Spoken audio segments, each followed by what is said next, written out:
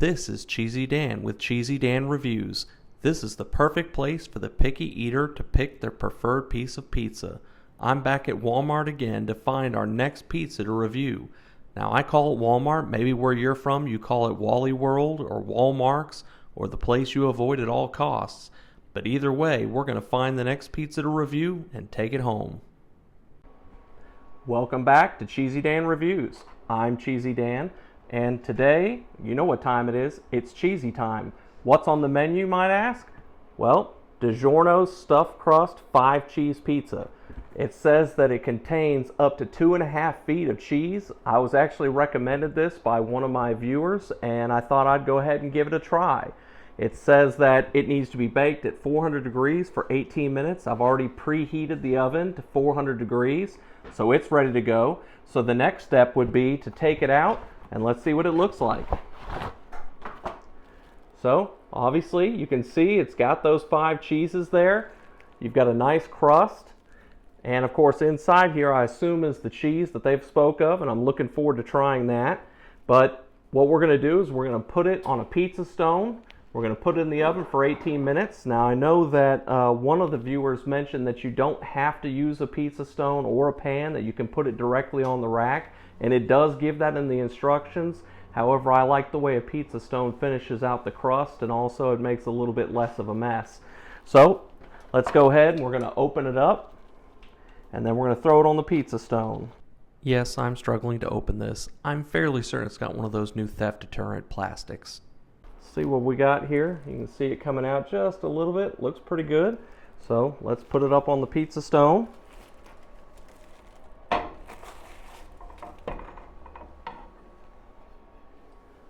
Looks ready to go. The only thing left to do is put it in the oven. One more look before it gets cooked up. Now let's put it in.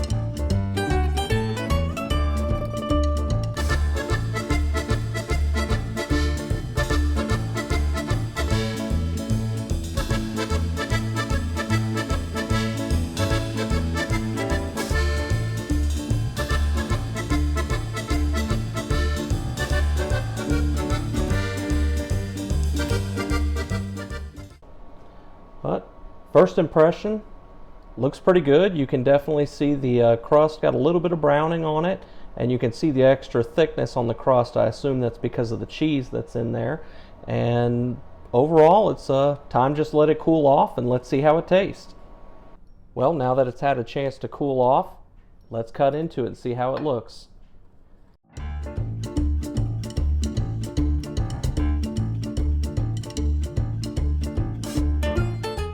Time to pick a slice. I'm gonna go with, let's go with that one.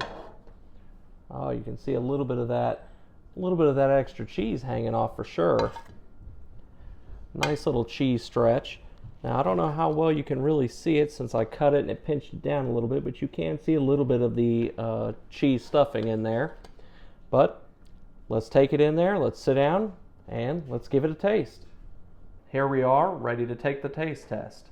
But before we do, let's start off with at least scoring on 2 of the categories. So first, we're going to score it on appearance. Now, I would say I'm not really a huge fan of like a cheddar style cheese, but overall it's got a good mix. Of course, the cheese is not as heavy as I would normally like it, but overall still looks good.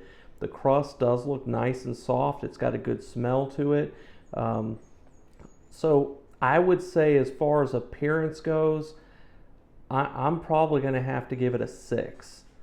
As far as price quotient goes, this pizza being around $8.50, it's definitely not on the cheaper side of the home bake style frozen pizzas. So you'll have to keep that in mind when you're thinking about pricing.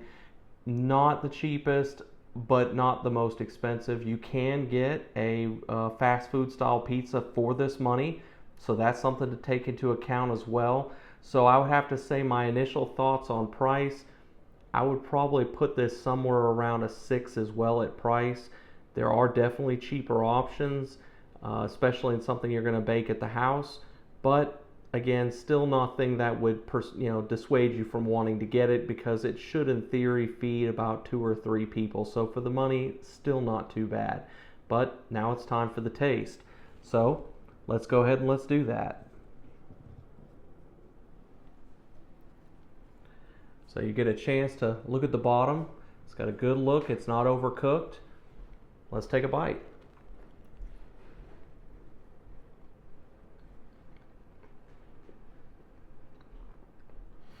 Definitely has the typical DiGiorno taste as far as the sauce goes.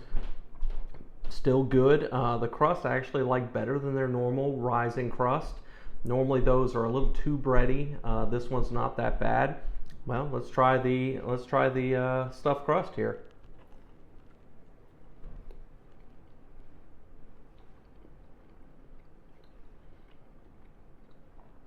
That's a good stuffed crust. It's got a good taste to it. It's not overpowering. I do actually like the bread, especially because I'm not normally a DiGiorno fan, just because, again, I like having a good ratio of bread and sauce and cheese. And I feel like the self-rising ones tend to put a little too much bread in there, and it tends to taste a little bit too bready. So this one, honestly, taste is really good. I would say if I was rating this one on a taste scale, I'd put it about a 7.5. I'm not always a huge fan of the DiGiorno taste as far as the sauce goes. It's a little more overpowering for the total taste of the pizza than I normally care for. But I feel like it's definitely a good pizza. It's worthy of your attempt to try it. So the only thing left to do at this stage is we're going to go ahead, put it in a freezer bag, put it in the fridge, and then we're going to come back on day 3 and see how it tastes. 3 days later. Welcome to day 3 of the DiGiorno 5-cheese stuffed crust cheese pizza review. Here it is, fresh out of the fridge. Let's go ahead and let's get it out of the bag and let's see how it held up.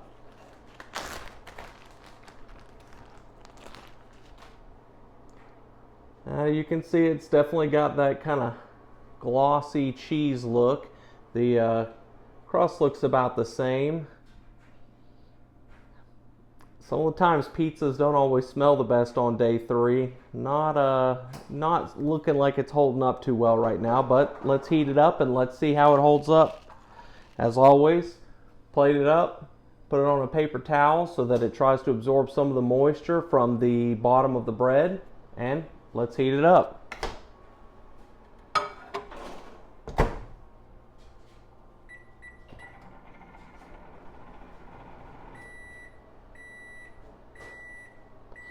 Well, I tried 45 seconds instead of using the pizza setting on this one because the pizza is so physically small. I think that my pizza setting, even for one slice, would actually overcook it. So let's see how it came out.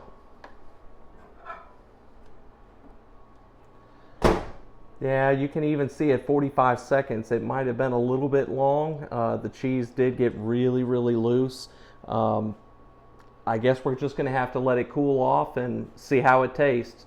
Now that our DiGiorno has had a chance to cool off a little bit, you can see right here, like I said, not exactly the most appealing look.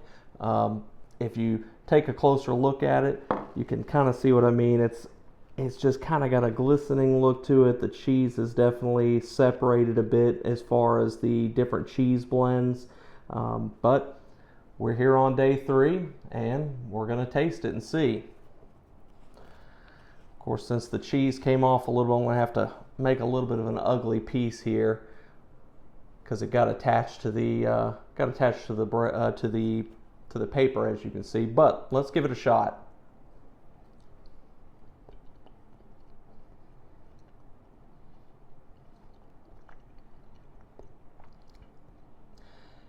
Yeah, if I'm being honest, not really a fan. Let me try the crust though.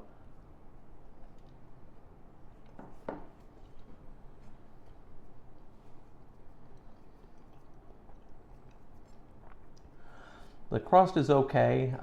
The bread, it's really lost its support, I guess you could say. It's very weak, moist, spongy.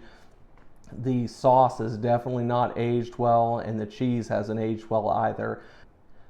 As far as the day 3 score, I'm gonna have to give it a 1. I know it is a harsh score, but to be honest with you, it's not super appetizing by the smell, by the look, or even the taste. The bread has definitely lost its texture and become spongy. The sauce is not very appealing anymore, and honestly, the cheese isn't that appealing either. The crust isn't too bad, just mainly, I guess, because it's just a little bit simpler. It doesn't have the sauce, and it's just going to be the one cheese type inside the crust. But I would have to say with this type of pizza, I could not recommend it for a leftover pizza.